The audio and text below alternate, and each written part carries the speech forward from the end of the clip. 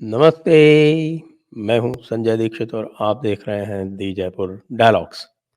हमारे चैनल को सब्सक्राइब करें, बेल आइकॉन दबाएं, वीडियो को लाइक करें और शेयर करें। याद रखें हमारा मर्चेंडाइज सेक्शन आप पुनः, जहाँ पर आप भांति-भांति की धार्मिक और भारतीय थीम्स पर वस्तुएं क्रय कर सकते हैं।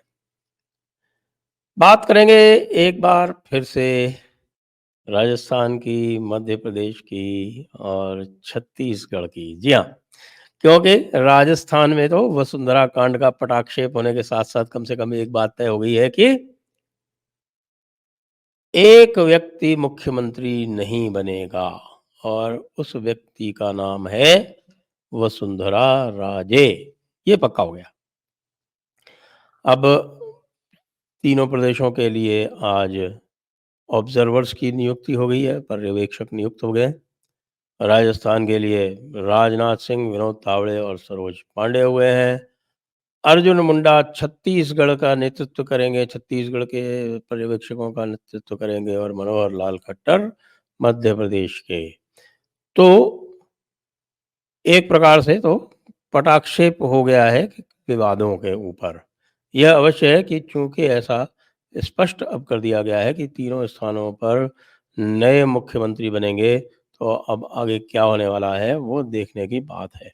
लेकिन इस समय सबसे रोचक जो कार्यक्रम था, वो अभी तक रहा है राजस्थान का और कल भी इसकी रोचकता जारी रही। जी हाँ, आपको ध्यान है हमने जब सुबह वीडियो बनाया था कल कि वसुंधरा राजे आत्मसमर्पण करने के लिए दिल्ली पहुंच गई हैं, तो उस आत्मसमर्पण का कार्यक्रम कैसे चला, ये भी जानना आवश्यक है। कल तक पूरा का पूरा जो रिज़ॉर्ट कांड था, जी हाँ, जो रिज़ॉर्ट, बाड़ाबंदी इत्यादि की राजनीति की गई थी पुत्र दुष्यंत सिंह के द्वारा वसुंधरा राजे के बिहाफ़ पर, और उसके सारे के सारे जो पेच थे वो बाहर आ चुके थे। और जो कंवर लाल मीणा जिनको रा रानी ने, महारानी ने टिकट दिलवाया था अंता से, प्रमोद जैन भाया के विरोध में, और आपको ध्यान है कि वहाँ पर अंता में जाकर प्रधानमंत्री जी ने स्वयं रैली भी की थी और उससे उस सीट को जीतने में निश्चित रूप से बहुत अधिक सहायता मिली थी। लेकिन कंवर लाल मीणा तो रहे किसके पिछलग्गू और किसके लॉयल, महारानी के। और महारानी की लॉयल्टी में उन्होंने झालावाड़ और बारां, जो कि दुष्यंत सिंह का संसदीय क्षेत्र है, पहले महारानी का संसदीय क्षेत्र हुआ करता था, उसके 5 विधायकों को लेके बाड़ाबंदी कर ली। और बाड़ाबंदी करने से उनका आशय ये था कि जिस तरह की बातें चल रही थी वो ये थी कि साहब की वो जो रिज़ॉर्ट था वो भी किसी कांग्रेसी नेता का था। और उधर अशोक गहलोत ने भी अपने सारे विधायकों को जयपुर में इकट्ठा कर रखा। उनको कहा आप जयपुर में रहेंगे। बड़ी विचित्र बात है ना कि 69 विधायक जिनका और कोई ठौर नहीं है, उनको ऑपोज़िशन में रहना है, लेकिन उनसे कहा गया कि आप जो है कृपया जयपुर में रहिएगा भाई, क्या चल रहा था? अब हुआ ये कि 5 से ज़्यादा हो नहीं पाए। दूसरे उसमें से भी जो है वो लोग बागी हो गए। हेमराज मीणा, जो ललित मीणा किशनगंज के जो विधायक थे, उनके जो पिता थे, पूर्व विधायक थे, उन्होंने सारा खेल कर दिया खराब। और खेल खराब इसलिए किया उन्होंने कि उनको पता कि भई अभी तो ये सीकर रोड पे एक आपड़ो राजस्थान नामक एक रिज़ॉर्ट में रुके हुए हैं। वो बिल्कुल बाहर है, शहर के बाहर, आप समझ लीजिए चौमू से ज़्यादा पास होगी। और बनिस्पत भारतीय जनता पार्टी के जो ऑफ़िस है उसके सरदार पटेल मार्ग पर। तो जब वो सारा खेल एक्सपोज़ हो गया, तब ये होता है कि नहीं, ये लोग तो अपने दम पे रुके थे और दुष्यंत सिंह ने इनको कुछ नहीं कहा था, इत्यादि। लेकिन फिर जो है उनको सफाई तो देनी पड़ी। उनको बुलाया इसीलिए गया था कि भई ये नाटक आप क्या करवा रही हैं। अब वहाँ गई तो फिर नड्डा जी पूरे दिन मिले नहीं।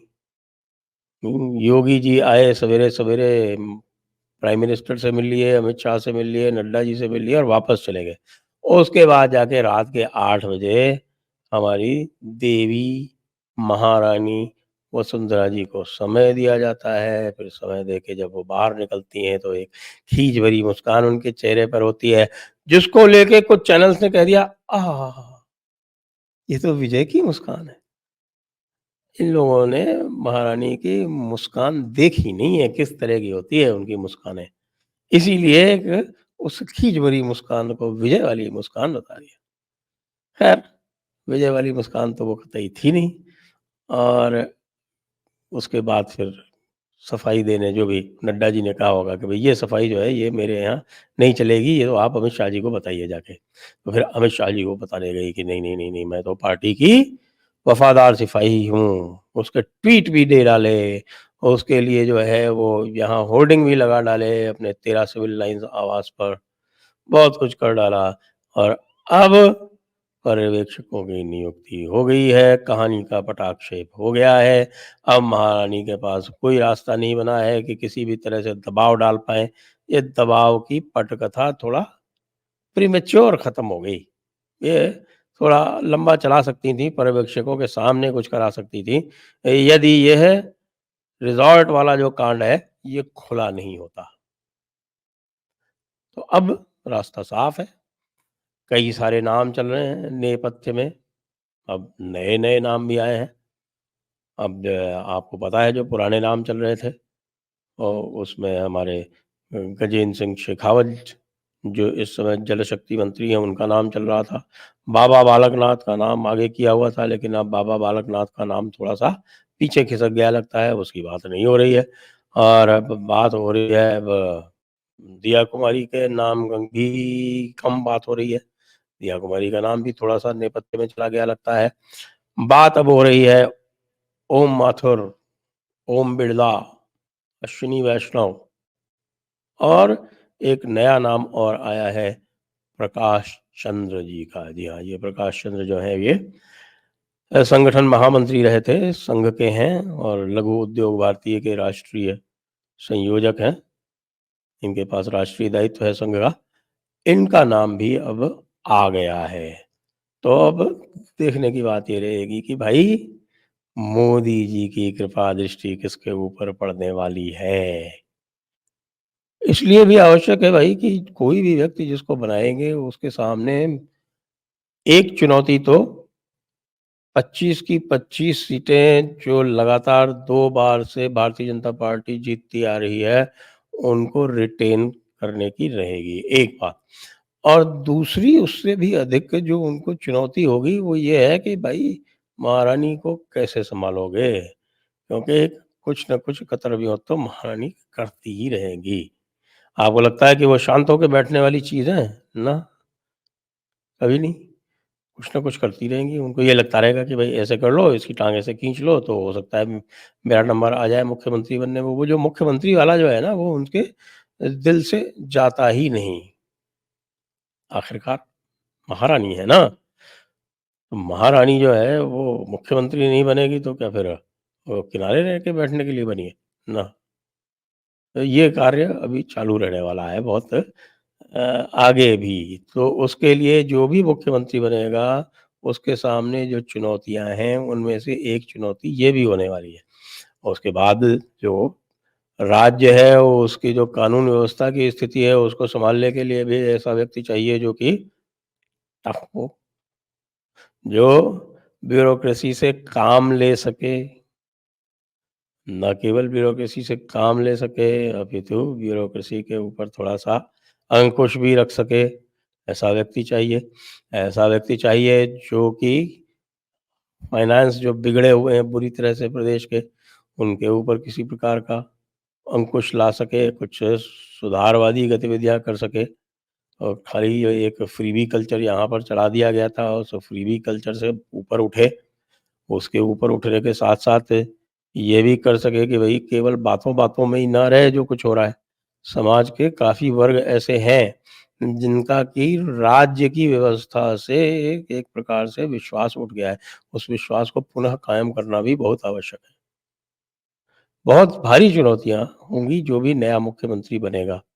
मध्य प्रदेश की बात करें, तो मध्य प्रदेश में जो स्थितियाँ हैं वो बहुत बेहतर हैं, कम से कम हम बताएँ कि राजस्थान की तुलना में छत्तीसगढ़ में वही समस्याएँ हैं, जो राजस्थान में समस्याएँ हैं कि हर चीज़ का इसको कहते हैं कि भट्टा बैठा हुआ है।